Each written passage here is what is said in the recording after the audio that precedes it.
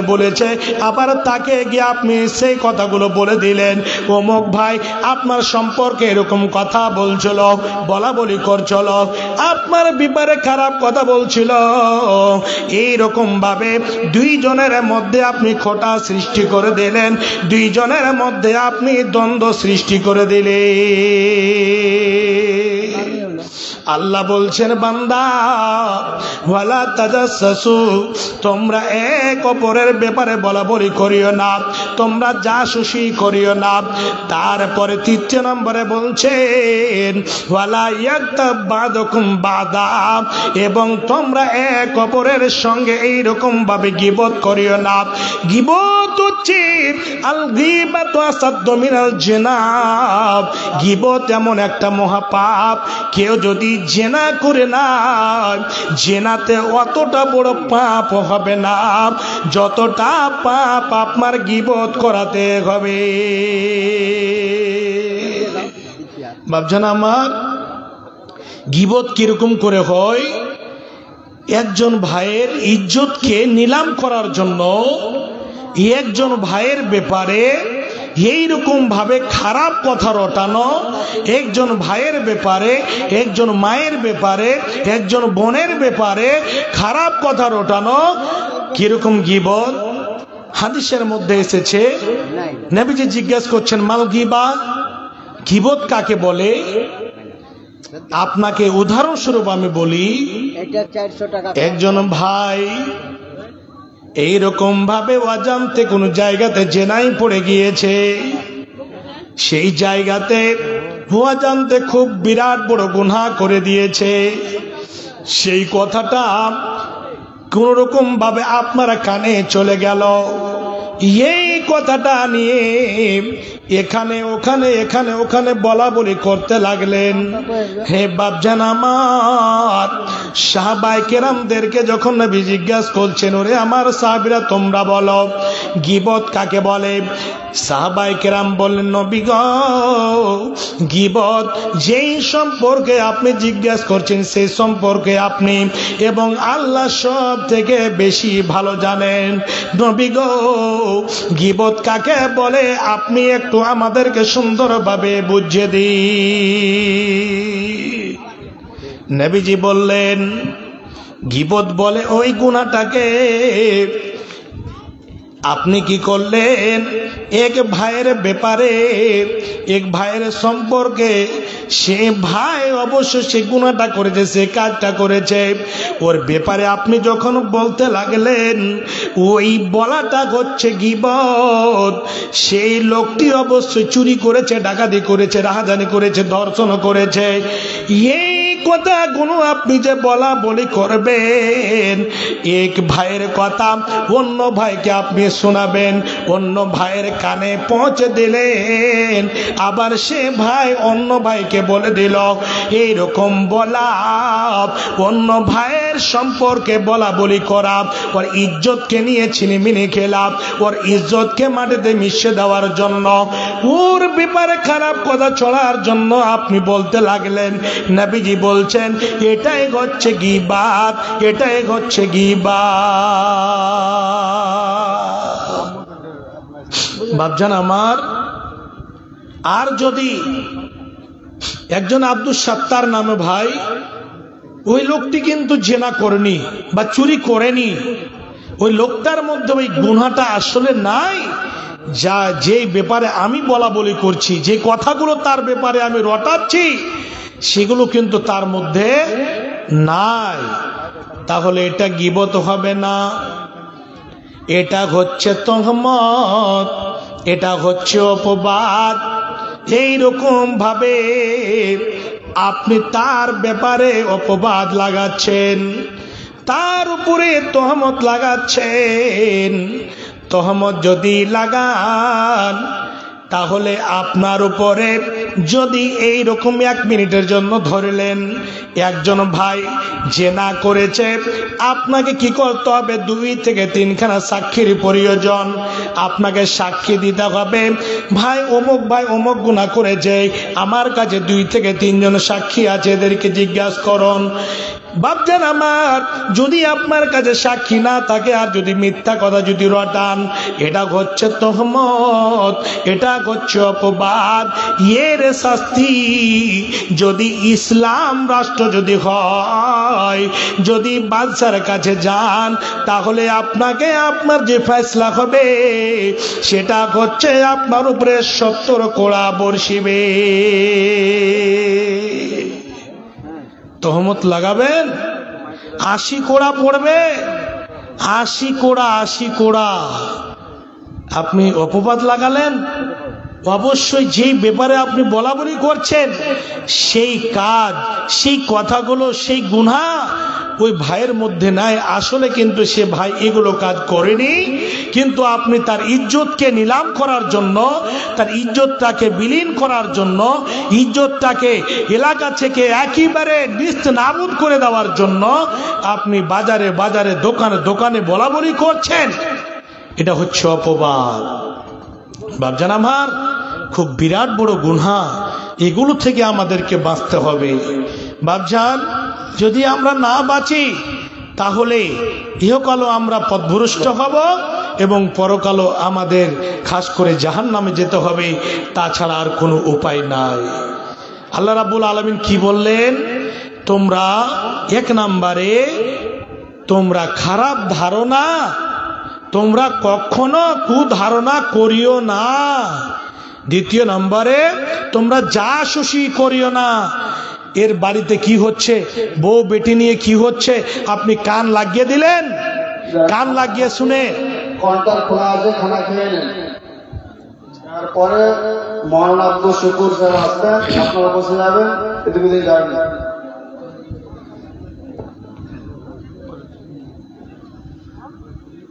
বক্তব্য তার কেটে যায়, সবেরই তার কেটে যায়।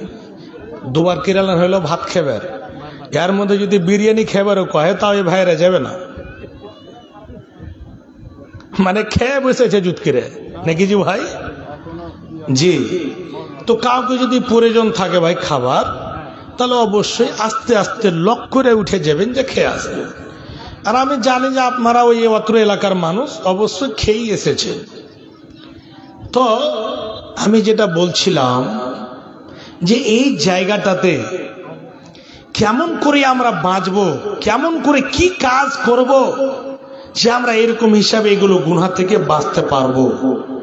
গুনাহ, আল্লাহু আকবার। তো 2 নম্বরে যে জাসুসি, কার বাড়িতে কোন বউ বেটি নিয়ে কি হয়েছে কান লাগিয়ে দিয়ে শুনে আবার গ্রামগঞ্জে বলতে আরম্ভ করলো। কে কি করেছে? ফয়সালা ইসলামের কি আছে জানেন? রাত্রে বেলায় দিনের বেলায় কেউ যদি আপনার বাড়িতে টাটিতে যদি কান লাগিয়ে শুনে, চোখ লাগিয়ে যদি ওকে ওই টাটি যদি খড়ের যদি টাটি হয়, তাহলে যদি একে ছিদ্র করে যদি দেখে, তাহলে তার কানে শিক ভরে দেন, তার চোখটাকে কানা করে দেন। কেন আপনি শুনতে যাবেন? কেন আপনি দেখতে যাবেন? ওর বাড়িতে ছেলে মেয়ে বউ বেটি হতে পারে, আগনার মধ্যে বাড়ির মধ্যে মাথায় কাপড় আছে কিনা, ওরা আপোষের মধ্যে স্বামী স্ত্রী কি বলা বলি করছে, আপোষের মধ্যে কিছু গোপনীয় কথা হতে পারে, তাদের কিছু পরামর্শ থাকতে পারে, আর ওগুলো শুনে ওগুলো নিয়ে আপনি গ্রামে গ্রামে দোকানে এখানে ওখানে বন্ধু বান্ধবের সামনে আপনি বলা বলি করতে আরম্ভ করলেন। ভাবজান, এটা হচ্ছে হুকুকুল ইবাদ। এই গুনাহ জীবনে ক্ষমা হবে না, এই গুনাহ জীবনে ক্ষমা হবে না। আপনি যে বলা বলি করলেন এখানে ওখানে, আপনি ব্যবসা করেন, ব্যবসাতে মাংস, সপ্তাহে মাংস করেন, দিনে দিনে গরু কাটেন। কি হলো গো মাংস? জি, আসলাম যে 200 লোকের মাংস বেঁচে আছে। ওকে আমাকে মানে আপনি এখনো বেঁচে আছে, আপনি প্রচার করে দেন, তো ওই জন্য আসলাম। তো বললাম আমি এই মাইকে বলবো, আপনি একটু কি করে দিবেন, যারা লম্বা করে দিবেন, জেনারেটর নেই, সব ব্যবস্থা বলে দেন। তো 200 লোক সুন্দর। তারপরে একটা খবর আসলো ভাই, এখনো 200 মানুষ খাবার মতো জিনিস বেঁচে আছে। মাংস ভাত এখনো প্রায় মোটামুটি 200-250 মানুষ খাবে। এইরকম বেঁচে আছে, তো যদি দোকান পাশারে এখানে ওখানে দোকানে রাস্তাতে আড্ডা পিটছেন ভাই, খাবার থাকলে আপনারা গিয়ে খাবার খেয়ে নেবেন, সুন্দরভাবে খাবার খেয়ে নেবেন। তো এটা হচ্ছে হুকুকুল ইবাদ, এই গুনাহ ক্ষমা হবে না। তো আপনি ব্যবসা করছেন, 500 টাকা দিয়ে মাংস নিতে গেল, আর দিয়ে আপনি কি করলেন, 2 কেজি মাংস না দিয়ে তাকে আপনি 2.25 কেজি দিলেন বা 1.5 কেজি দিলেন, আপনি ওখানে দাঁড়ি মেরে নিলেন। অনেক কিছু আছে যেগুলো তো আমরা আল্লাহু আকবার নিজের ইমানকে বিক্রি করি। কাইঠা গরু যেটাতে হাল বেয়ে দেবে না, হালে লাগাতে গেলে আপনি কি হবে, আপনার গরুটা বসে যাবে, শুতে যাবে। ওই গরুটাকে সুন্দর করে গোসল করিয়ে তেল টেল লাগিয়ে আবার আপনি টুপি মাথায় দিয়ে আপনি গরু বিক্রি করতে চলে গেলেন। শামসির হাটে গেলেন, এখানে আপনার একটা গরুর হাট লাগে, এখানে বোধহয় কুশিদার হাট নাকি, কুশিদা, তো কুশিদার হাটে গরু বিক্রি হয়, ওখানে চলে গেলেন, সুবহানাল্লাহ আলহামদুলিল্লাহ আস্তাগফিরুল্লাহ তসবিহ তো খুব পড়ছেন। বেচারা টুপি দেখে দাড়ি সাদা হয়ে গেছে পেকে, তো দাড়ি টাড়ি দেখে গরু তো খুব তাজা মোটা তাজা হয়ে আছে, বলছে হাজি সাহেব গরুটা কত দাম? বলছে ভাই হজ করিনি, তবে আল্লাহ বিল্লাহ খুব কড়া করে করি। কড়া করে করেন? বলছে জি। হ্যাঁ, তো গরুটা কত দাম নেবেন? কইছে ভাই বলিয়েন না, আমার বড় বেটা তো গরু বিক্রি করতে দিত না, দেখছেন কত সলসিলা আছে, তো লক করে হার বেটা গেছে মালদা, তো গরুটাকে বেচে নিব ভাই, কেন যে বেটারা খুব খরচাপাতি দেয় না, এদিক ওদিক উমুক বেটির বাড়ি যেতে হয়েছে, উমুক পতিনের বাড়ি লাতিনের বাড়ি, তো আমার গরুটা বেচে নিব। তো বেচারা তসবি পড়া দেখে আর ঠোঁট হিলা দেখে আর টুপি পাঞ্জাবি দেখে বেচারা কিন্তু গরুর দাম করতে লাগলো। বলছে লিয়ে যান, গরুটা এমন হাল বেহে দিবে যে আপনি কোন সময়তে আপনি আমার নাম ছাড়া থাকবেন না, সবসময় নামই করবেন। বলছে তাহলে ঠিকই আছে ভাই, ভালো কথা, গরুটার দাম করেন। দাম হলো, গরু নিয়ে চলে গেল। তো এই গরু বেচার পরে তখন একবার হাই নিঃশ্বাস ফেলে কইছে, ওহো ওহ সালা একটা বোকা পেয়েছিল যে ফাঁসাল জিয়াকে। সকাল বেলায় আগে আগে গরু কিনতো, তো গ্রামের লোক আসতো দেখতে, আরে আব্দুর রহিম গরু এক জোড়া নিয়ে এসছে, হ্যাঁ ভালো হালতাল ভাই বেলাচ্ছে। তো সকাল হইলি নমাজ পড়া সুবহানাল্লাহ আলহামদুলিল্লাহ করতে করতে এসে গরু দেখতে লাগলো। তো বেচারা ফজর নামাজ পড়ে এসে গরু হাল জুড়েছে, একটা গরু আগে থেকে বাড়তে ছিল, ওকে বাঁয়ে করেছে একটু কমজোর, আর তাজাকে ডাহিনে করেছে, ঘুরতে হবে সব সময়। বাপজান আমার 2 হাতও যায়নি খো, এমন হ্যাঁ সুতলো, আল্লাহু আকবার, আর উঠলো না। কত মরিচকে পান্তে গুলে গুলে লাখে ঢালছে, কত মানে মুখাড়ের কাছে পাখা দিয়ে বাইন হ্যাঁ ওকে লাতের বাড়ি মারছে, লাঠির বাড়ি মারছে, গুতো মারছে, কত কি লাস্টের বেলাতে রাগে পুরো নানকে একদম জুত করে দাঁত দিয়ে কেমনে একদমই করছে, তাও গরু উঠলো না। তখন মনে মনে কইছে একদম ভাটিয়া ভাষাতে, হারকে বাদিয়া ভাষাতে যেটা গ্যাল দিয়ে কইছে, সালা এমনি কয়েছিল রে যে সারা জীবন হার নাম করবি, আসলেই কয়েছিল। এই লোকটার ব্যাপারে হাদিসে আল্লাহ নবী কি বলছেন জানেন? যে আমার উম্মত ধোকা দেবে, একজন ভাইকে আপনি ধোকা দিলেন, ক্লিয়ার ভাষায় নবীজি বলছে ওই লোকটা আমার উম্মতের মধ্যে গণনা করা যাবে না, আমি তাকে লিবই না। আবার একটা তো ধোকা দিলেন, দ্বিতীয় কথা হলো আপনি একদম নিজের ইমানটাকে কুশিদার হাটে আপনি বিক্রি করলেন। তৃতীয় নম্বরে ওই লোকটি যে নিয়ে গেছে, ওই লোকটি সব সময় আপনাকে সুবহানাল্লাহ আলহামদুলিল্লাহকে দোয়া দেবে না, ওই গরুটাকে শেষের বেলা এরকম জালসাতে, না হলে বিয়েতে, আর না হলে কোন অনুষ্ঠানে ওকে জবাই করে খাওয়া ছাড়া কোনো উপায় নাই। আপনার ইমানটা কত বড় মজবুত, কত থার্মামিটার দিয়ে মাপা যাবে আপনার ইমানটাকে। আল্লাহু আকবার। এইরকম জিনিসগুলো আমাদের মধ্যে একেবারে বিদ্যমান। এগুলো জিনিস থেকে আমাদেরকে বাঁচতে হবে। এটা হচ্ছে হুকুকুল ইবাদ। এই হুকুকুল ইবাদ গুনাহ কখনো ক্ষমা হবে না। আপনি মাংস কম দিয়েছেন, আলু কম দিয়েছেন, চিনি কম দিয়েছেন, ধোঁকা দিয়েছেন, বেঈমানি করেছেন, রাহাজানি করেছেন, আপনি এক অপরের ব্যাপারে সমালোচনা করেছেন, বলাবলি করেছেন, আপনাকে কি করতে হবে? বেঁচে থাকা কালীন মা আমার, বোন আমার, ওর কাছে গিয়ে হাত ধরে আপনাকে ক্ষমা নিতে হবে। ভাই আমার, আমি বলেছিলাম আপনি আমাকে ক্ষমা করে দিন, আমি এই রকম ভাবে তোমাকে ধোঁকা দিয়েছিলাম, ভাই আপনি আমাকে ক্ষমা করে দিন। এই রকম হিসাবে আপনাকে ক্ষমা নিতে হবে, না হলে গুনাহ আল্লাহ রাব্বুল আলামিন ক্ষমা করবেন না। বাপজান আমার, তাহলে একটা হাদিস আপনাদের কাছে আমি বলি যে কেমন করে আপনি কোনো যদি কাউরি কথা শুনেন, চট করে আপনি বলবেন ভাই আপনি এই কথাটা আমার সামনে বলিয়েন না, আপনাকে বলতে হবে না।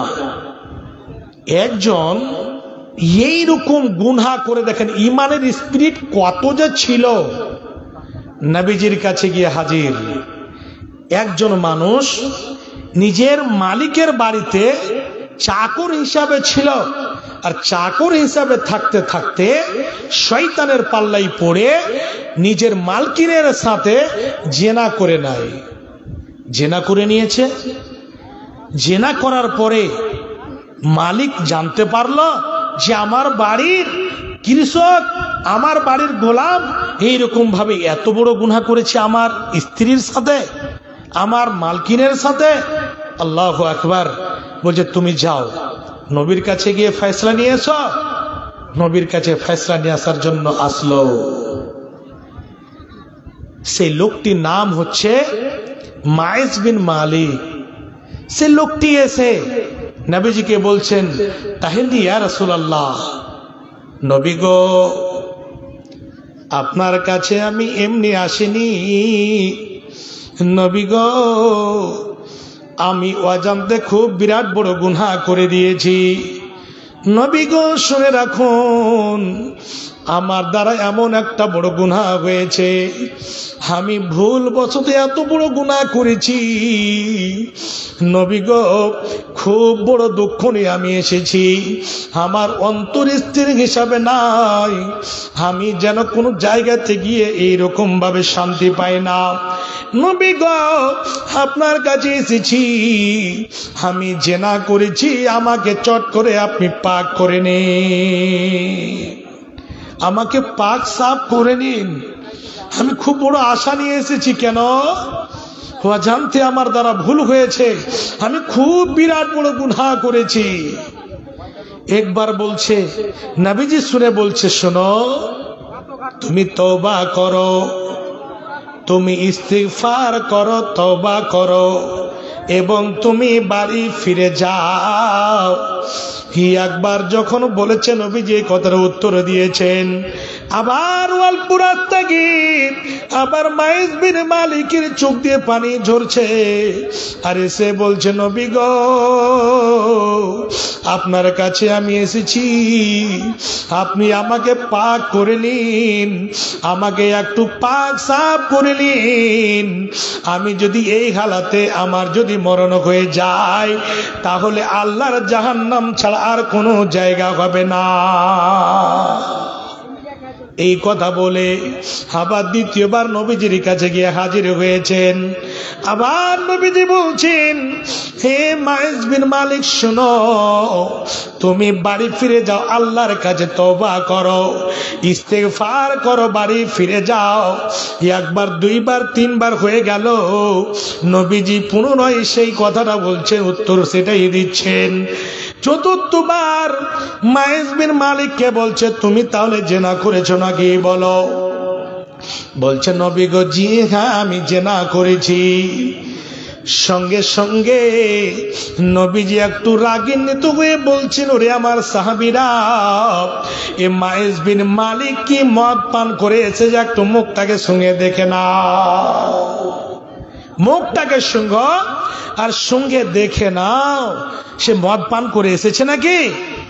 একজন সাহাবী গিয়ে মায়েজ বিন মালিকের মুখটাকে খুলে শুঙে দেখছেন, দেখে বলছেন নবী গো, সে মদ পান করে আসেনি, সেই কোনো নাশা করে আসেনি। নবীজি বললেন তাহলে শোনো, তুমি কি আসলে জেনা করেছো? বলছে জি হ্যাঁ, আমি জেনা করেছি। নবীজি চট করে সাহাবীদেরকে অর্ডার দিয়ে দিলেন, যাও যাও, একে নিয়ে গিয়ে একটা এইরকম মরুভূমির প্রান্তরে চলে যাও, এইরকম জঙ্গলে চলে যাও, একটা চাটিয়াল ময়দানে চলে যাও, আর গিয়ে তাকে কোমর পর্যন্ত পুঁতে দাও, আর পুঁতে দূর থেকে ইট পাথর মেরে মেরে তাকে রজম করে দাও। হে আমার বাপজান আমার, দেখেন তার জানটা বলে সে পারোয়া করেনি। সেই কিন্তু জানতো আমি বিবাহিত অবস্থায় রয়েছি, আমি জেনা করেছি, নবীজি আমার ব্যাপারে ফয়সালা দিবে, আমাকে দুনিয়া ছেড়ে যেতে হবে, আমাকে ইট পাথর মেরে মেরে আমাকে রজম করে দেবে। এই কথাটা সেই জানতো, কিন্তু সেই পারায়ণ করেনি, সে দুনিয়াকে ভাবেনি, আখিরাতকে সে ভেবেছে, জান্নাত জাহান্নামকে সে ভেবেছে। অন্তরে ভয় কতটুক ছিল দেখুন। নিজে গুনাহ করে বিশ্ব নবীর কাছে গিয়ে হাজির হয়ে নবীজিকে বলছেন, নবী গো, আমি এত বড় পাপ করেছি, এই পাপের কেমন করে সমাধান হবে, এর ফয়সালা কেমন করে হবে, আপনি আমার করে দে। হে বাপজান আমার, আমাদের মধ্যে যদি কেউ এরকম গুনাহ করে নাই, তাহলে যদি গ্রামে একটা বিচার বসে, মন্ডল সর্দারের সামনে মিথ্যা কথা বলে, জীবনে সত্যি কথা বলতে চাই না, বলতে গিয়ে আমার উপরে ডার্জোর গুনাহ হবে, আমার উপরে মার পড়বে। হে বাপজান আমার, শুনে নিন, এ দুনিয়া থেকে বেঁচে যাবেন, মিথ্যা বলে বেঁচে যাবেন, চুরি করে বেঁচে যাবেন, ডাকাতি করে বেঁচে যাবেন, জেনা করে বেঁচে যাবেন, কিন্তু পরকালে আপনার পঙ্খনো ভাবে হিসাব হবে, এক বিন্দু পরিমাণ আপনাকে ছাড় দেওয়া হবে না। সেই দিন আল্লাহ রাব্বুল আলামিন কাউরির উপরে জুলুম করবেন না, একেবারে পঙ্খনো ভাবে হিসাব নিকাশ করবে। সেই পরকালকে ভাবনা চিন্তা করে, এইরকম ভাবে চিন্তা করে অন্তরের মধ্যে ভয় সৃষ্টি হয়েছে। এইরকম নবীজির কাছে এসে হাজির হয়েছে, নবীজি অর্ডার দিয়ে দিলেন, যাও যাও, তাকে কোমর পর্যন্ত মাটিতে পুঁতে দাও। সেই দিকে তার ছেলে মেয়ে আছে, কি আছে, স্ত্রী ছেলে মেয়ে বাড়ির পরিবার আছে, সেই দিকে কোনো ঘুরক্ষেপ নাই। হে বাপজান আমার, যেটা ইসলামী, যেটা কানুন, যেটা বিধিবিধান রয়েছে, সেটা সেই জায়গাতে লাগু করেছিলেন। সেই মায়েজ বিন মালিককে সাহাবায়ে কেরাম নিয়ে যেতে আরম্ভ করলেন। নিয়ে যেতে যেতে সুন্দর করে একটা গর্ত খোদন করে, একটা গর্ত খুঁড়ে তাকে কোমর পর্যন্ত গেড়ে দেওয়া হলো। আর গেড়ে দেওয়ার পরে হে বাপজান আমার, সাহাবায়ে কেরাম দূর থেকে ইট পাথর মেরে মেরে মেরে মেরে তাকে রজম করে দিল। রজম হয়ে গেল, আবার ওখান থেকে উঠিয়ে নিয়ে তাকে এইরকম হিসেবে বাড়ি নিয়ে আসা হলো। নবীজি বললেন, তোমরা তার জানাজার ব্যবস্থা করো। তার সুন্দরভাবে জানাজার ব্যবস্থা হলো, তার সুন্দর করে জানাজা আদায় হলো, তাকে সুন্দর করে দাফন কাফন করা হলো। 2-3 দিন পর বিশ্বনবী সাহাবীদের বলছেন, ওরে আমার সাহাবীরা, তোমাদের ভাই মায়েজ বিন মালিক দুনিয়া ছেড়ে চলে গিয়েছে, তোমরা সকলে তার জন্য ইস্তেগফার করো, তার জন্য তোমরা সকল মিলে আল্লাহর কাছে দোয়া করো। এই কথাটি যখন বলেছেন, কোন সাহাবী বিশ্বনবীর দরবারে চট করে প্রশ্ন তুলে দিয়েছেন, বলছেন নবী গো, আপনি মায়েজ বিন মালিকের ব্যাপারে আমাদেরকে বলছেন ইস্তেগফার করো। নবী গো, সেই লোকটি হচ্ছে একজন জিনাকার, সেই লোকটি এত বড় পাপী, এত বড় পাপ করেছে, ওর ব্যাপারে আপনি কেন আমাদেরকে ইস্তেগফার করার কথা বলছে? নবীজি উত্তর দিচ্ছেন, শুনুন।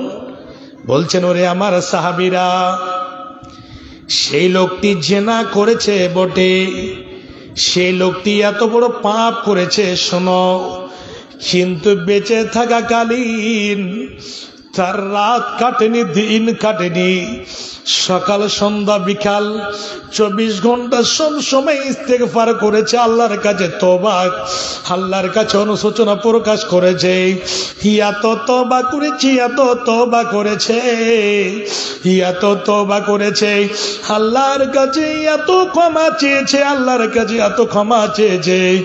সেই তার তওবাগুলোকে যদি খাস করে সমস্ত উম্মতের মধ্যে যদি বন্টন করে দেওয়া হয়, আর তারা যদি এই মতো পাপী হয়, তাহলে তার এই তওবাতে, এই ইস্তেগফারে, এই ক্ষমা চাওয়াতে, এই তওবাতে তারাও কিন্তু ছাড় পেয়ে যাবে, তারাও কিন্তু আল্লাহর কাছে এইরকম তাদের তার তওবা তাদের জন্য যথেষ্ট হয়ে যাবে।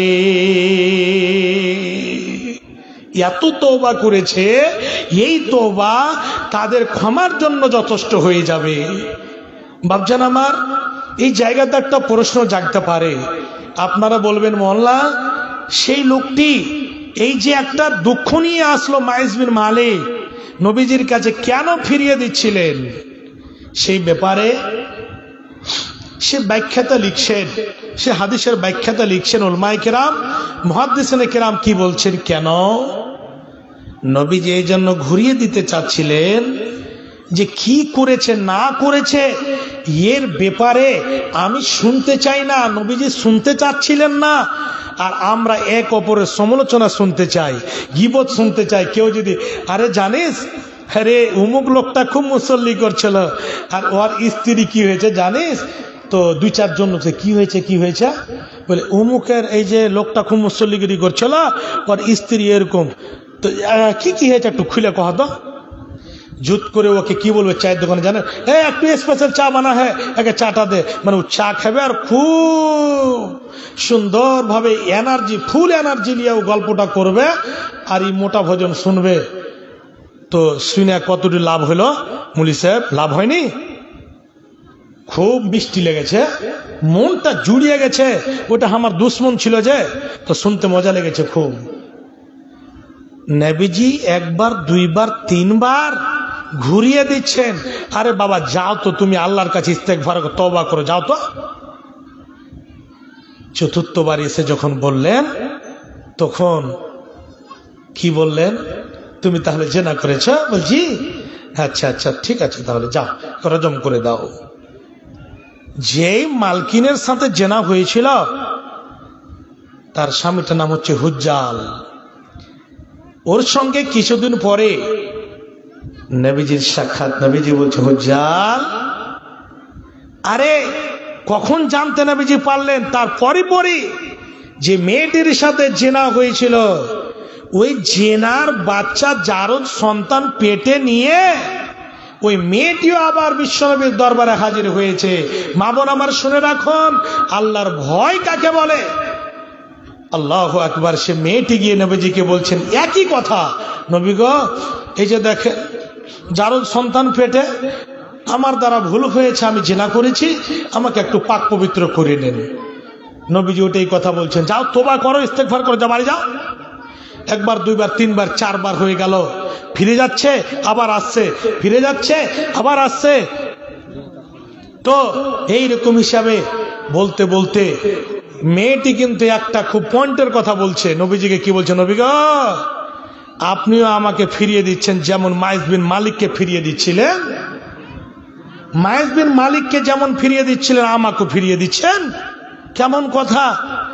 জি, এই যে দেখেন পেটে আমার যার সন্তান, জিনা করে আমার পেটে বাচ্চা হয়েছে, সন্তান নিয়ে এসেছি, খুব বড় দুঃখ নিয়ে এই হালতে যদি আমি মারা যাই, আমার যদি মৃত্যু হয়ে যায়, তাহলে আল্লাহর জাহান্নাম ছাড়া আর কোন জায়গা আমার থাকবে না, এই বড় আশা নিয়ে আপনার কাছে আমি এসেছি।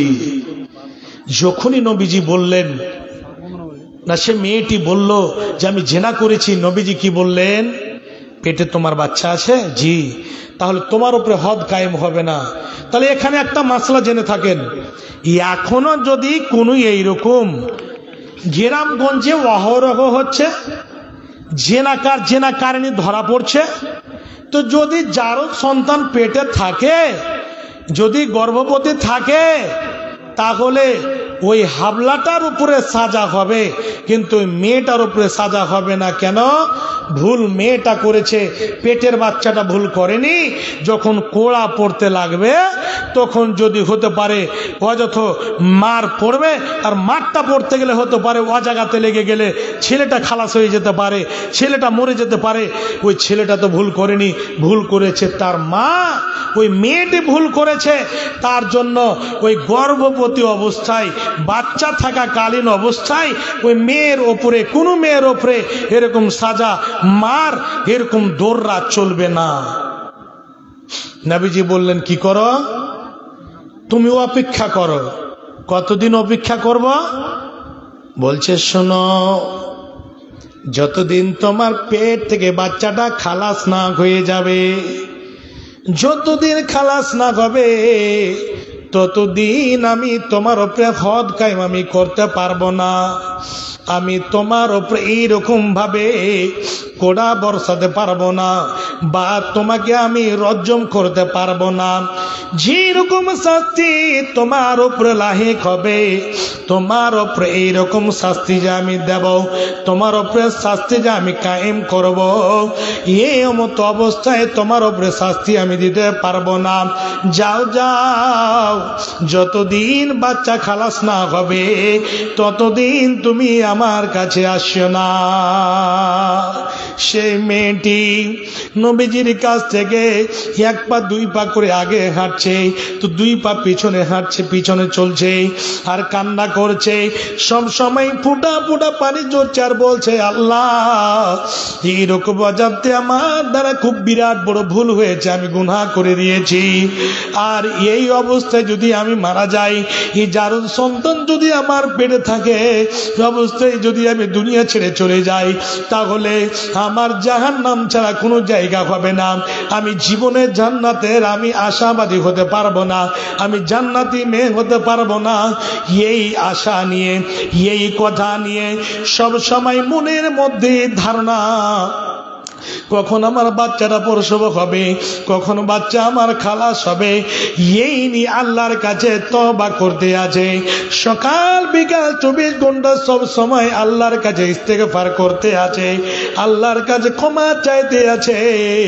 এরকম করতে করতে রাত দিন কাটতে কাটতে কাটতে কাটতে কাটতে কাটতে কিছুদিন পরে যখন বাচ্চাটা খালাস হয়েছে, ওই বাচ্চাটাকে একটা সাদা কাপড়ে সুন্দর করে গুটিয়ে নিয়ে বিশ্ব নবী নবী মুহাম্মদুর রাসূলুল্লাহ সাল্লাল্লাহু আলাইহি ওয়াসাল্লামের দরবারে হাজির করে দিয়েছেন। বলছে, নবী গো, এই যে দেখুন, যে আমার পেটে যার সন্তান ছিল, ওই ছেলেটি এইরকম ভাবে জন্ম মুষ্টি করেছে, এই জন্ম নিয়েছে, এই ছেলেটিকে দেখুন, এই যে দেখুন, আমি আপনার দরবারে আমি হাজির হয়েছি, আপনি বলেছিলেন জন্ম হওয়ার পরে আসবে। নবীজি বলছেন, শোনো, এই ছেলেটিকে দুধ পান করার মতো এইরকম কাউরি আমি ব্যবস্থা পাচ্ছি না, এইরকম কাউকে খুঁজে পাচ্ছি না যে ছেলেটিকে কেউ মানুষ করবে বা দুধ পান করাবে। না না, হে মেয়ে, তুমি শোনো, তুমি বাড়ি ফিরে যাও, এই বাচ্চাটিকে তুমি দুধ পান করাও। যতদিন পর্যন্ত দুধ পান করবে, যতদিন সে দুধ না ছাড়বে, খাদ্য খেতে না শিখে নেবে, ততদিন পর্যন্ত আমি তোমার উপরে হদ কায়েম করব না।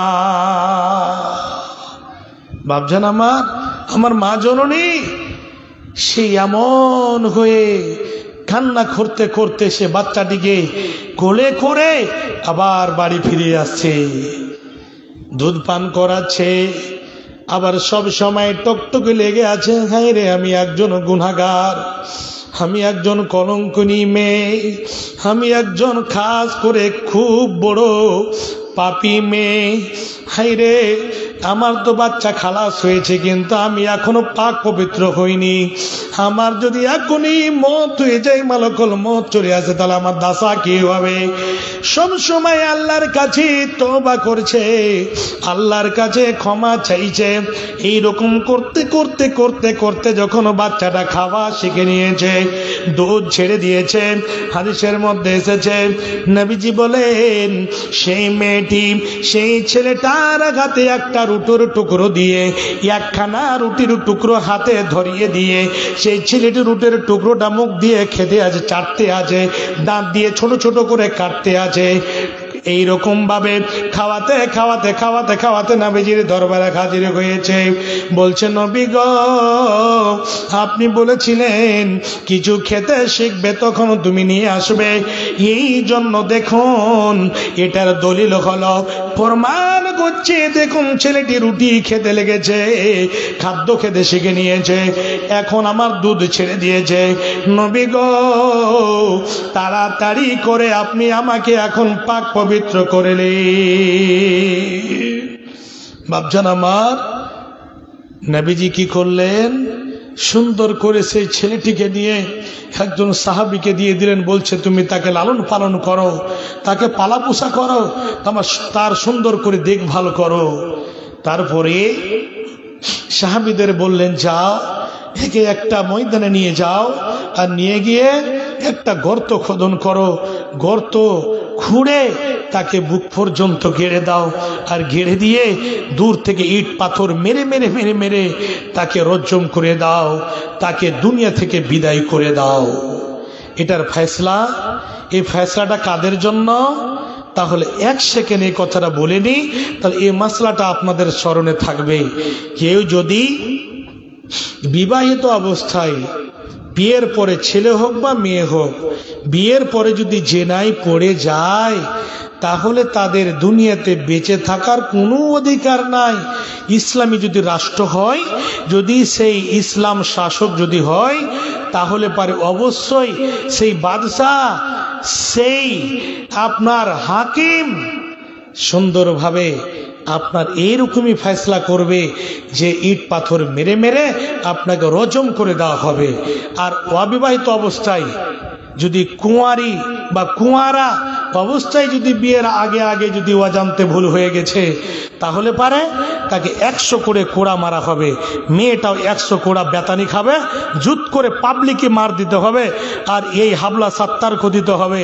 আর জুত করে দিয়ে ওই ছেলেটাকে, এই মোটা ভজনকে 1 বছরের জন্য তাকে জিলাবতন করে দিতে হবে, বিতাড়িত করে দিতে হবে।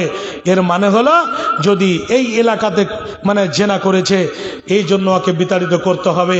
যে মোটরসাইকেল লেগে মানে একটা কথা আছে যে ভাই, কি যে একবার মাথা মুড়ে গাঁর বাহির দিয়ে যায়, যে 100 বার মুড়ে গাঁর ভিতর দিয়ে যায়, তো ইয়ার তো লজ্জা শরম কি আছে কি না কি। তো ও মোটরসাইকেলে একবার করে আবার যখন মনটা মানে একটু একটু করে মিস কল আসবে অন্তরটাতে, ওহ সারা জরিপনা তো দিয়েছি, আর জুত কেড়ে তো পিটেছে পাবলিক পিটা করে, একবার দেখা ফের করে এলি, তোমার দেখা হবে না ওর ফের প্রেমের বেমারি জাগবে। তার জন্য ইসলামী যেটা ফয়সলা, কোরআন হাদিসের যেটা ফয়সলা, সেটা হচ্ছে বিবাহিত পুরুষ মেয়ে জেনা করলে 100 কোড়া করে মেরে ওই পুরুষটাকে তুমি কি করো, 1 বছরের জন্য কোনো জায়গা, অন্য দেশ বা কোনো বাইরে তাকে পাঠিয়ে দাও, সেই জন্য 1 বছর ওর সঙ্গে দেখা না করতে আসে, ওকে বিতাড়িত করে দাও। এটা অবিবাহিতর জন্য। আর বিবাহিত পুরুষ, বিবাহিতা মেয়ে যদি পড়ে যায়, তাহলে এইরকম তাকে রজ্জম করা হবে। ইসলামী যদি রাষ্ট্র হয়, তাহলে হিন্দুস্তানে ভাই এটা কানুন নাই। কি কানুনটা? ওলমায়ে কেরাম, মুহাদ্দিসিনে কেরাম বা আলেম ওলমা সমাজের লোক তখন কি করে, ওই 100 করে কোড়া মেরে কোন রকম করে তখন যেটা একটা রসমি রেওয়াজ আছে ওইটা কি একটু ধুলা ঝেড়া তা ফের যখন মারতে যেছে যে লোকটা মার খাবে, আল্লাহ রে এত মোটা সুইটার গে দিয়ে এসছে, আর এই বেটি ছেলেটাকে মানে ওই থাক থাক থাক থাক এক গেলা ছোট ছোট মেয়েগুলোকে দেখবেন ফরাক করে না, ওরকম করে সালাকে জুত করে মোটটা কেরা ওকে কাপড় পিনিয়ে দিয়েছে, আর গ্রামের একটা লোককে মারতে লাগাচ্ছে। হুই হুই তো খুব করলে আর কমছি তো বর্ষাইলে, লাস্টের বেলাতে দেখা গেল যে একটুকাও লাগেনি।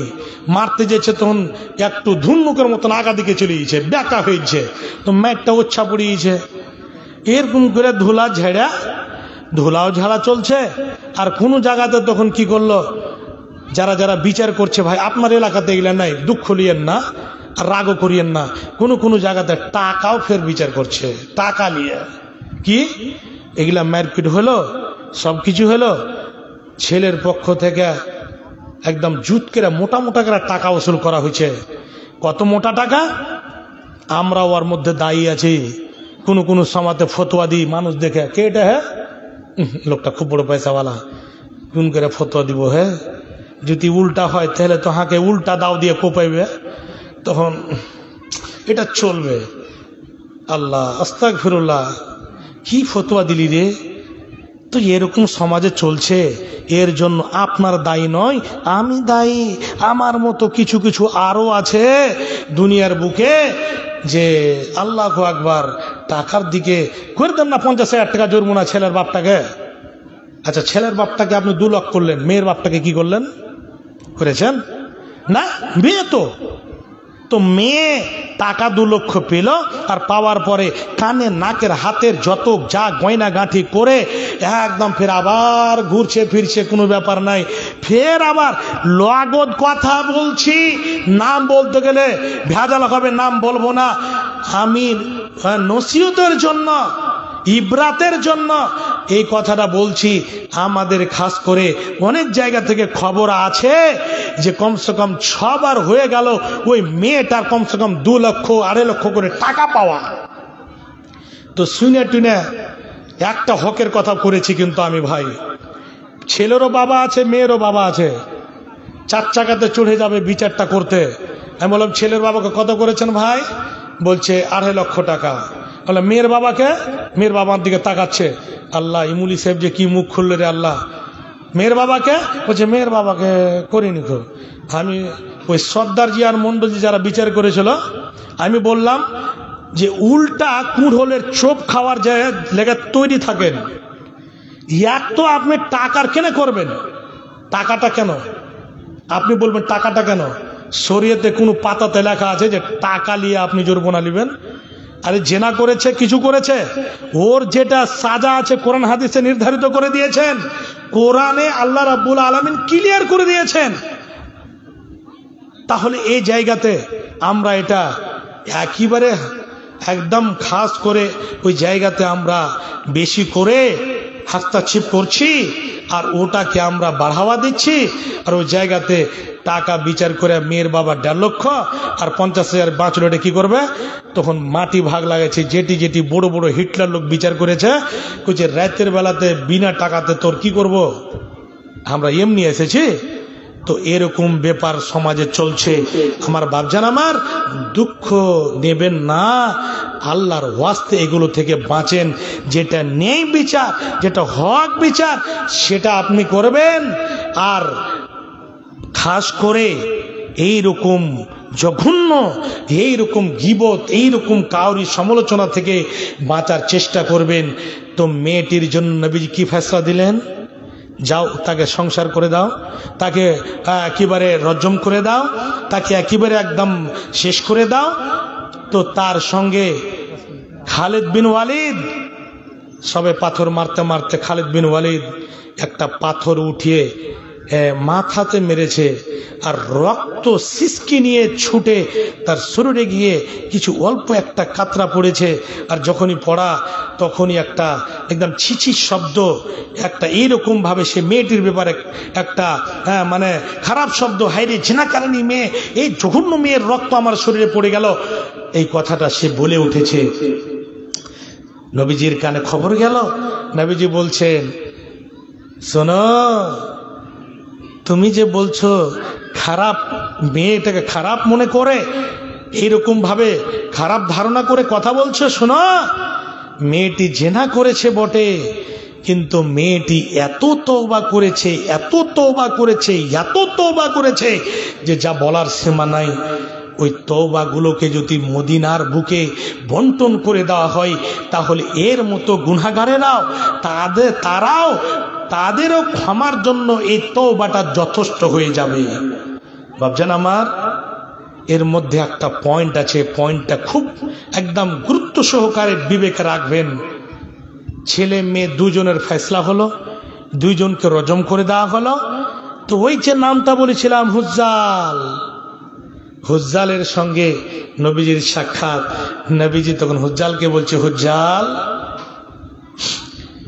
তোমাকে একটা কথা বলছি, ঠিক আছে গুনাহ করেছে, তোমার যখন কানে চলে গেল, তুমি এই কথাটাকে সুন্দর করে লুকিয়ে দাবিয়ে তুমি কেন রাখোনি?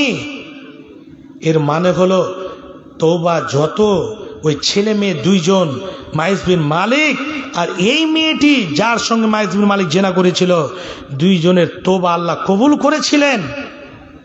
আর নবীজি ওদের সমালোচনা শোনার জন্য কখনো রাজি ছিলেন না। ওই জন্য বলছিলেন যে যাও যাও তোমরা তওবা করো, ইস্তেগফার করো। তো হুজ্জাল, তুমি যদি এই জিনিসটাকে দাবিয়ে রাখতে, তাহলে পারে এইরকম তাদের অবস্থা হতো না। আর তাদের ব্যাপারে তাদের সমালোচনা, তাদের কথা আমরাও শুনতে পেতাম না, আমরা ওখান থেকে বেঁচে থাকতাম। তাহলে এখান থেকে কি প্রমাণ হচ্ছে? কি হাজি, কি মাওলানা, কি আম পাবলিক সব সময় একদম এক অপরের আমরা গিবতে পড়ে আছি। এর জন্য আগে আমি দায়ী হয়ে গেছি, আমি পড়ে আছি এক অপরের হাসাদ, এক অপরের হিংসা, এক অপরের ওপরে হাসাদ। এইরকম ভাবে কেমন করে সে মিটে যাবে, কেমন করে সেই লোকটা বরবাদ হয়ে যাবে। এই লোকটা ধনী হয়ে গেল, অল্প দিনে সেই লোকটা বেড়ে গেল, এই লোকটা কেমন করে বিদায় করা যাবে, এই মুলবি সাহেব কেমন করে বেড়ে গেল। এইরকম হিংসা হাসাদ নিয়ে সব সময় এরকম পড়ে আছি আমরা। বাপজান আমার, মা জননী, এগুলো জায়গা থেকে আপনাদেরকে বাঁচতে হবে। আমি বেশি লম্বা সময় নেব না, শেষের বেলায় আপনাদেরকে একটা ছোট্ট করে কথা বলে আপনাদের কাছে মেন কাজের জন্য আমি যাব। মোটে 5 মিনিট আমি আপনাদের কাছে থাকবো। কেন? সময়টাও সাথ দিচ্ছে না। কেন? ঘড়ির কাঁটা একদম চলতে আছে, কখনো 12টাতে ঢুকে যাবে আর পিছন দিকে ইশারা হয়ে গেছে। আর কট বিস করা দেখা আল্লাহ তাকবুল ইশারা। হ্যাঁ, আকলমানকে ইশারাটা যথেষ্ট, আমি বুঝতে পারি, বুঝতে পেরেছি, আমাকে একটু চাহিতে যেতে হবে, হাত বাড়াইতে হবে। তো আমি যাচ্ছি ভাই। তবে একটা কথা আপনাদের কাছে আমি বলি, বাপজান আমার, ভাই আমার, আপনি ধনী হতে আপনাকে সময় লাগবে না, একদম অল্প সময় ধনী হয়ে যাবেন। মোলা সাহেব, কি করতে হবে, কোনটা ওষুধ খেতে হবে, কোনটা কাজ করতে হবে, তাহলে আপনাকে মোটা মোটা করে আপনার জন্য 3টা কথা বলবো। নাম্বার 1, কোন সময় আপনি হিংসা হাসাদ করবেন না। ওই লোকটা কেন ধনী হয়ে গেল রাতারাতি গো, ওহ 6 তলা বাড়ি করে নিয়েছে, হিংসা চালু হয়ে গেল, এটা কখনো অন্তরই রাখবেন না, 1 নাম্বার। দ্বিতীয় নাম্বারে, আপনাকে আল্লাহ গরিব করেছে, ধনী করেছে, যেই হালাতে রেখেছেন আল্লাহ রাব্বুল আলামিন, সেই হালাতে আল্লাহ শুকরিয়া আদায় করবেন। এবং ওই হালাতে আল্লাহ আপনাকে যদি দান করার 5 টাকা ক্ষমতা দিয়েছে, ওই 5 টাকায় দেবেন। আল্লাহ আপনাকে যদি 1000 টাকা দেওয়ার ক্ষমতা দিয়েছেন, 1000 টাকা দেবেন। আপনাকে 1 লক্ষ টাকা দেওয়ার যদি ক্ষমতা দিয়েছেন, 1 লক্ষ টাকা দেবেন। যেই রকম আল্লাহ আপনাকে ক্ষমতা দিয়েছেন, সেই মতো আপনি এই আল্লাহর পথে ব্যয় করবেন, আল্লাহর পথে খরচ করবেন। কেন? অন্য কোন জিনিস দিয়ে, নামাজ দিয়ে, হজ দিয়ে আর অন্য অন্য ইবাদত দিয়ে জান্নাত খরিদ করা যায় না। তবে একটা জিনিস দিয়ে জান্নাত খরিদ করা যায়। আল্লাহ নিজে কোরআনের মধ্যে বলে দিয়েছেন কি, যে আমি মুমিনদের মাল, মুমিনদের জান এবং মালকে জান এবং মালকে খরিদ করে নিয়েছি কিসের বিনিময়ে? জান্নাতের বিনিময়ে। আল্লাহু আকবার। তাহলে আপনি মাল দিবেন, জান দিবেন। জান মানে আজকে জালসা করছেন, পরিশ্রম দিচ্ছেন, কত শ্রম যে দিয়েছেন আপনারা, কত যে মেহনত করেছেন, এটা একটা জান লাগানো। আপনি এক অপরের জন্য, ভালোই কাজের জন্য আপনি জান দিচ্ছেন। আপনি মসজিদ মাদ্রাসার জন্য সব সময় কাজ করেন, টাকাও দিয়ে সাহায্য করেন, নিজে আপনি খেটে কাজ করে মেহনত করে আপনি এটাই করেন। তো এটাই হচ্ছে মাল এবং জান। তো আপনি দান করবেন। তৃতীয় নম্বরে, সব সময় এক অপরের ব্যাপারে ভালো ধারণা রাখবেন, খারাপ ধারণা রাখবেন না। এই তিনটা কথা, তিনটা গুণ যদি আমাদের মধ্যে যদি থাকে, অবশ্যই আল্লাহ রাব্বুল আলামিন অল্প সময়ের মধ্যে আমাদেরকে আল্লাহ ধনী করে দেবেন। অবশ্যই আমাদের বাড়ি ঘরে আল্লাহ বরকত দেবেন। শেষের বেলায় আপনাদের কাছে আমি হাত বাড়াবো ভাই। আমি গুনাহগার হতে গেল, আমি পাপী হতে গেল, আমি একজন মুসাফির, আমি সুদূর কিষানগঞ্জ থেকে আমি এসেছি আপনাদের কাছে। মৃত্যু মায়ের জন্য, মৃত্যু বাবার জন্য, মৃত্যু ভাই বোনদের জন্য, মৃত্যু আত্মীয় স্বজনের জন্য আপনারা 500, 1000, 100, 200, 10, 20, 50 করে মাবন আমার বাপজান, আমার ভাইয়েরা যেখানে আছেন একটু চট করে আমার হাতে দিয়ে দেবেন। অবশ্যই আপনাদের কাছে আমি নিয়ে আপনাদের জন্য খালিস দিলে অন্তর খুলে দোয়া দেব। আপনার মা বাবা যদি কবরবাসী হয়ে থাকে, কবরে শুয়ে আপনাদের দিকে তাকিয়ে আছে। আমার ছেলে আছে, আমার ছেলের জন্য আমি জমি জায়গা তৈরি করে রেখে দিয়ে এসেছি। আমার মেয়ে আছে, আমি কবরে শুয়ে আছি। আমি অবস্থায় আছি যে আমি খাস করে এই জায়গাতে এমন অবস্থায় ওদেরকে রেখে এসেছি যে আমার জন্য দান করতে পারবে, টাকা পয়সা খরচ করতে পারবে। তারা তাকিয়ে আছে। বাপজান, আমার মায়েরা, আমার বোনেরা, মৃত্যু মা বাবার জন্য, আত্মীয় স্বজনের জন্য হাতের নাকের গয়না গাঠি, টাকা পয়সা, সোনা চাঁদি আপনারা আনাজও দিতে পারেন। গিটি, বালু, সিমেন্ট, অনেক কিছু দানের বস্তু আছে ভাই। আল্লাহর ওয়াস্তে চটচট করে আমার হাতে দিয়ে দেন। 5টা মিনিট নিয়ে নেব, তারপরে আমি এখান থেকে বিদায় নেব। আর প্রধান বক্তা ভাই আমার আব্দুল শুকুর সাহেব চলে আসবেন। ওনার মুখ থেকে আপনারা মূল্যবান বক্তব্য শ্রবণ করবেন। এখানে আলহামদুলিল্লাহ আপনার নানার কি বলছে, স্ত্রী মারা গেছে। আসসালামু আলাইকুম। আচ্ছা, মাশাআল্লাহ। ইনি হচ্ছেন আমার নানা। আমার নানি যান দুনিয়া ছেড়ে বিদায় নিয়েছেন। আল্লাহু আকবার। ওনার জন্য খাস করে কানের কিছু এসেছে, 4খানা হাতের চুড়ি এসেছে, তারপরে নাকেরও ফুল আছে এবং গলার মালাও আছে। অনেকটা আলহামদুলিল্লাহ গয়না গাঠি এসেছে। কত সুন্দর, কত বড় আশা নিয়ে যে এসেছে। আল্লাহ গো, এ নানির জন্য আমি দোয়া করব। আল্লাহ গো, আমার নানা জান কত বড় দুঃখিত হয়ে এখানে আমার কাছে এসেছে, কত বড় দুঃখের পাহাড় নিয়ে এসেছে। আল্লাহ, আমার নানি জান দুনিয়া ছেড়ে বিদায় নিয়েছে।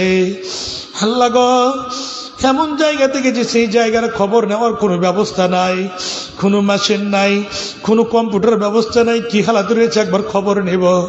আল্লাহ গো, সেই জায়গাতে আমাদের সকলকে শুইতে হবে, সময় যখন হবে সকলকে যেতে হবে। আল্লাহ গো, নানি জান আমার এমন জায়গাতে পড়ে আছে, সেই জায়গাতে সকলে আমাদেরকে যেতে হবে।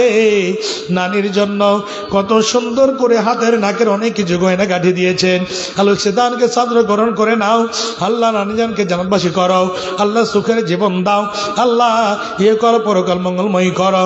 আল্লাহ গো, তাকে জান্নাতুল ফিরদৌসের মধ্যে জায়গা দাও। আমার নানা জান যতদিন বেঁচে থাকবে সুখের জীবন দাও। আল্লাহ বড় বড় অসুখ থেকে বাঁচিয়ে রাখো। আল্লাহকে হেফাজতে রাখো। আল্লাহ ছেলে মেয়েদেরকে হেফাজতে রাখো। আল্লাহ বাড়িতে বরকত দাও। আল্লাহুম্মা আমিন, আল্লাহুম্মা আমিন।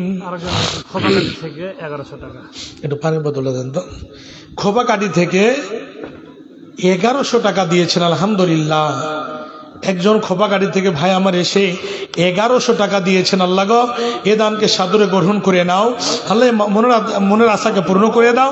আল্লাহুম্মা আমিন, আল্লাহুম্মা আমিন। আরেকজন নিয়ে এসছে আলহামদুলিল্লাহ। আরেকজন দোয়া চেয়েছে। খাস করে দুটো হাতের চুড়ি দিয়েছেন এবং একটা কি বলে তাগা, হ্যাঁ, আর দুটো পায়েল। আল্লাহু আকবার। এটা ক্যাথাও দিয়েছে। আল্লাহু আকবার। এটা কে দিয়েছে? আপনার মেয়ে না কে? আপনার বেটি। আল্লাহু আকবার। জি, আপনার মেয়ে। আপনার নামটা কি হলো? মুজিবুর রহমান। আল্লাহু আকবার। মুজিবুর রহমান, উনার মেয়ে দুটো হাতে চুড়ি দিয়েছে, দুটো পায়াল দিয়েছে, একটা হাতের তাগা দিয়েছে, একটা কেথা দিয়েছে, 50 টাকাও দিয়েছে। আল্লাহ গো, কত বড় আশা নিয়ে দিয়েছেন আল্লাহ। আল্লাহ গো, আমার বোন আমার কত সুন্দর আশা নিয়ে দান করেছেন আল্লাহ। তিনার দানকে সদরে গ্রহণ করে নাও আল্লাহ, মন আশা পূর্ণ করে দাও আল্লাহ। হায়াত দারাজ করো আল্লাহ, দীর্ঘজীবী করে বাচ্চারাকে সুখরে জীবন দাও আল্লাহ গো। তার মধ্যে একজন আমার ছোট ভাই ওয়াহিদুর রহমান সাহেব, বাবার জন্য, দাদার জন্য, দাদির জন্য, অনেকে আত্মীয় স্বজন কবরে শুয়ে আছে আল্লাহ, তাদের জন্য 200 টাকা দিয়েছেন। আরো একজন আমার বড় ভাই শাহজাহান সাহেব, উনি 500 টাকা দিয়েছেন। আরো তার আগে আমার দাদির জন্য একজন ভাই আমার আব্দুল শুকুর 100 টাকা দিয়েছেন। আল্লাহ গো, সকল দানকে সদর গ্রহণ করে নাও আল্লাহুম্মা আমিন, আল্লাহুম্মা আমিন। কেডা? হারুন রশিদ। বাবা দাদা দাদি সবাই মারা গেছে, তাদের জন্য 500 টাকা দিয়েছেন। এটা আপনি দিলেন ভাই? আপনি একটু আসেন না দিকে, বেশি চাপাচাপি করতে পারবো না ভাই। এটা আল্লাহর ঘর। মান বানা লিল্লাহি মাসজিদান বানাল্লাহু লাহু বাইতান ফিল জান্নাহ। আল্লাহর ঘর নির্মাণ করতে গেলে তার বিনিময় কি হবে? আল্লাহ রাব্বুল আলামিন তার জন্য জান্নাতের মধ্যে একটা স্পেশাল হিসাবে বালাখানা, একটা জান্নাতের মধ্যে ঘর তৈরি করে দেবেন। তো কত বড় অফার! তো একটু কিছু বাড়া যাবে না? আর 500 হারুন রশিদ সাহেব আর 500 টাকা দিয়ে দিবেন পরবর্তীতে। আলহামদুলিল্লাহ। আব্বার নাম হচ্ছে শাহজাহান। 500 টাকা বাকি লিখে দেন, আর 500 টাকা নগদ। আল্লাহ গো, 1000 টাকা দিয়েছেন আল্লাহ, সে দানকে সাদর গ্রহণ করে নাও আল্লাহুম্মা আমিন। মনের আশাকে পূর্ণ করো আল্লাহ, জান্নাতবাসী করো। কেউ যদি অসুস্থ থাকে আল্লাহ, তুমি তাকে সুস্থতা দান করো আল্লাহ, তাকে সিফায়ে কামলা আজলা দান করো আল্লাহুম্মা আমিন, আল্লাহুম্মা আমিন। জি, পরিবার অসুস্থ আছে? আল্লাহু আকবার। আপনার নামটা কি হলো ভাই? আব্দুল কুদ্দুস ভাই আমার এসে 500 টাকা দিয়েছেন। পরিবারের জন্য দুয়ার দরখাস্ত করেছেন, পরিবার অসুস্থ হয়ে আছে। আল্লাহ, আব্দুল কুদ্দুস সাহেব, তোমার বান্দা এসেছে তোমার ঘর নির্মাণ করার জন্য। 500 টাকা দিয়েছেন, শুনলাম পুরো পরিবার অসুস্থ হয়ে আছে। আল্লাহ, তুমি ডাক্তারে ডাক্তার, সার্জেনে সার্জেন। আল্লাহ গো, তুমি তার মনের উদ্দেশ্য পূর্ণ করে দাও আল্লাহ। যারা অসুস্থ হয়ে আছে তুমি তাদেরকে সিফায়ে কামলা আজলা দান করো আল্লাহ, তাদেরকে সুখের জীবন দাও আল্লাহ গো। খাস করে ভাই যতদিন বেঁচে থাকবে তার রুজিতে বরকত দাও আল্লাহ, ব্যবসা বাণিজ্যতে বরকত দাও। আত্মীয় স্বজন কেউ যদি কবরবাসী হয়ে থাকে দানের বিনিময় তাদের কবরকে গোলবাগে ফুলবাগে করে দাও, তাদের কবরকে রুহে মাগফিরাত করে দাও আল্লাহুম্মা আমিন, আল্লাহুম্মা আমিন। বেনামীতে বান্দা তোমার এখানে ছিল, এসে আল্লাহ তোর একে সদর দিল, মসজিদ বানাবো বলে দান করে গেল। ছিল কেনা ছিল তারা দানে বোঝা গেল, মিটাইয়া দাও খোদা জীবনের ভুলো। বড় আশা করে আল্লাহ দিয়ে গেল দান, উদ্দেশ্য পূরণ করো তুমি রহমান আল্লাহুম্মা আমিন, আল্লাহুম্মা আমিন। মা জননী আমার, আপনাদের কাছে চাদর যাবে, আপনারা চাদরে সুন্দর সুন্দর করে বেশি বেশি করে মৃত্যু মা বাবার জন্য, স্বামীর জন্য, স্বামী হারা, বাবা হারা, মা হারা, ছেলে হারা, মেয়ে হারা অনেক মা বোন আমার এখানে বসে আছেন। অবশ্যই আপনারা সুন্দরভাবে একটু দান দিয়ে যাবেন মা, এ আল্লাহর ঘরের জন্য।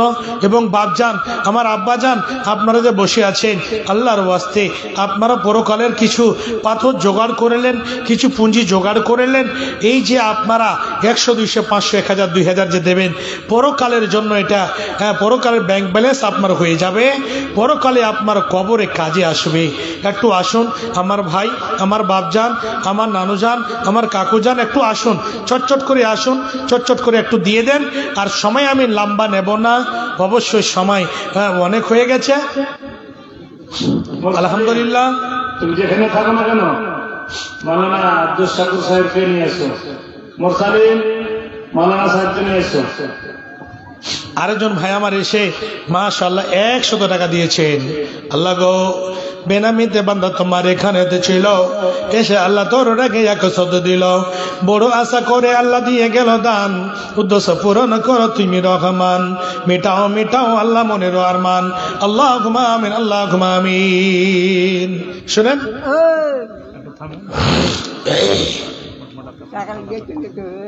একটু আসেন। তো কত দিয়েছেন? 1000 আছে। আল্লাহ, আচ্ছা আগে কি আপনাদের ভাঙন হয়েছিল? এই বাড়ি পিছু ভাঙন করে নিয়ে এলেছে নাকি 10,000 করে? আপনার কি বাড়ি এই গ্রামে না হদমলগার ওই পাড়া? ও আচ্ছা আচ্ছা। আল্লাহর ঘর এটা লয় যে আমার পাড়ার, এটা হারগে মসজিদ। কিছু কিছু লোক কি ভেবে জানেন, ও ঢাল ফোহর জীবনের জিন্দগিতে বাপ কালানে মসজিদ দেখেনি। কোন রকম করে আর দাদও কহেছে আর বাপ কহেছে, কোন রকম করে 1.5 কাঠা ভুঁয়ে মসজিদ বানিয়ে দিস। মসজিদ বেচারা বেচারা দিয়ে চলে গেছে আর বাপ দাদো, আর ই খালি একটু কিছু হয় তো ঝগড়া লেগে, বেশি রকম করিস না, হারগে জমিতে মসজিদ আছে। ওরে আল্লাহ রে, ও হারগে মসজিদ, ও হারগে মসজিদ। এরকম করতে করতে কত যে এগুলা বিচার, কমসে কম এরকম বলে বলে জামাত 2-3টা হয়ে গেছে। তা আলহামদুলিল্লাহ এটা খবর মালুম আছে, ওই জামাতকে একঠে করতে গেছি, তা আমি জানি হারগে মসজিদ করে ঝগড়া হয়ে গেছে। তো ভাই এটা পাড়া ওটা পাড়া, আল্লাহর ঘর যত দুনিয়াতে আছে, খানা কাবা থেকে নিয়ে যত দুনিয়াতে মসজিদ আছে, এই সমস্ত মসজিদ হচ্ছে আল্লাহর ঘর। আর এই মসজিদ সবারই, যতগুলো দুনিয়াতে আল্লাহর বান্দা আছে ইবাদতকারী হিসাবে, মুসলমান হিসাবে। আপনার মসজিদে আমি যদি জোহরের সময় হয়ে গেছে, গাড়ি খাড়ো করে আল্লাহ নামাজ পড়ুন, তো আপনার ইজাজত নিতে হবে কি হবে না? না তো যদি নিতে যদি না হয় তাহলে কিছু টাকা আর বেশি নেব।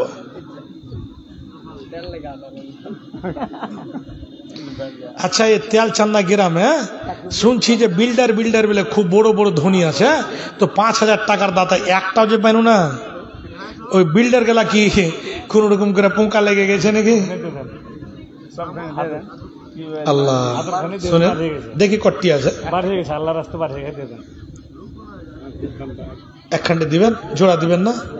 শুনেন হুজুমে বাংচা লাগা না, শুনেন বড় ভাই, শুনে ওকে মাগে টাকা নাই বড় ভাইয়ের কাছে নাই।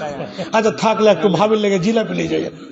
জি 100 টাকা দিয়েছে, আর মোটামুটি করে 1200 হয়েছে। তারপরে আর একখানটা দিয়ে 1300 করছে।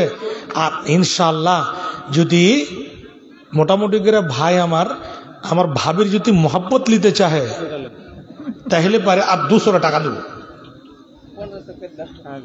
তো 1400 হইল আর 100। আমি এমন কিড়ের যে আমি কিছু ছাড়ি না, আর 100